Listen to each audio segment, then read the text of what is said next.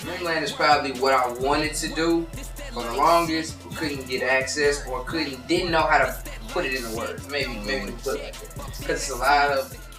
Alright, what's up everybody? It's ChillFlamesz from BlueFlamesz here interviewing Kyd Fresh from dreamBig. So I heard you got like you working on a project or something. You know, street buzzing, talking about it a little bit. Streets buzzing like a motherfucker, man. Yeah, so what is this exactly?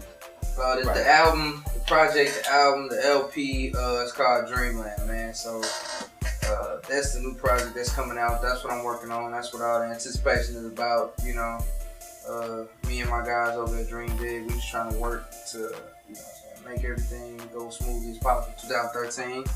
You know what I'm saying? GT3 on the way. You know what I'm saying? Like right here, I got a Dreamland tat. I was gonna mention that. Yeah, first it started with the tattoo, and that basically came off of just me being myself, like me being creative, wanting to step out the box. You know what I'm saying? So I created a place that I call it. You know what I'm saying? Where I go to write, or the places where I go to think, not even about music, just places where I go to just think about my life. You know what I'm saying? That's what I called it, and I wanted to be. You know, I wanted to just, you know what I'm saying, to stand for something. When you talk fresh, you know what I'm saying, you should think Dreamland, you know, so that's what I'm trying to publicize to my target market as well. Because you got a brand rolling with it, which is Dreamland, you got a story. Exactly, you know what I'm saying, and I think that's what's something I was missing. You know what I'm saying, like, first off, shout out to my little bro, you know what I'm saying, shout out to my bro JL. He actually, you know what I'm saying, doing a lot of we doing hand knit work with Dreamland, you know what I'm saying, so he has actually a big part in executively, you know what I'm saying, doing things, working with me, doing more things behind the scenes, because, you know what I'm saying, JL's is a very, very seasoned artist, you know what I'm saying, especially, you know what I'm saying, for his age, so I feel like, you know what I'm saying, we trying to be those leaders of the new school, you know what I'm saying, so us being the young guys, you know what I'm saying, we trying to work together, so I appreciate him for, you know what I'm saying, stepping in and maybe give me a little pointers with Dreamland as well. But you and I have been knowing each other for like years, like way back. The first thing that people saw that we collaborated on was the Show-Me Cypher 2. Like the people that see us now. Right. Show-Me Cypher 2, man. Like I reiterate this a lot. Like Show-Me Cypher 2, that shit was so motherfucking cold because you brought something that was so legendary from the back part of hip hop. You know what I'm saying? From the backbone of hip hop. You brought it to the forefront of your city, you know what I'm saying, the city where you grew up, the city where you live. And for me to be a part of that, man, it was an honor, man.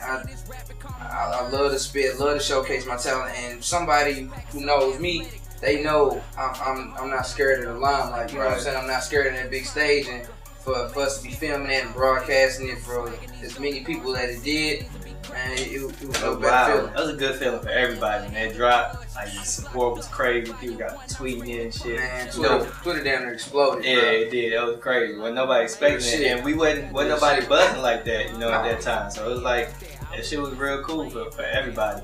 Shout out to all the other ciphers and shit like that. There's a whole bunch out there, so shout out to y'all. Yeah, shout out to everybody who's doing ciphers, and shout out to the Cypher, St. Louis. Big shout out to Jenny, man. Shout out to Jenny, dog. Dreamland is probably what I wanted to do for the longest, but couldn't get access or didn't know how to put it into words. Maybe we put it like that. Because it's a lot of different life experiences from home life to my relationships with different women. You know what I'm saying? And it's more so of I'm talking about the struggle, more so of not having shit financially, here and there. You know what I'm saying? But shout out to my mother though, you know what I'm saying? Like she played a good part being a single mother, having 2 kids, you know what I'm saying, and always giving us what we needed. We didn't have to struggle for that much. But mine was more so of a mental struggle. So things that happen mentally and psychologically that I saw at a young age that I probably shouldn't have seen, that I didn't understand.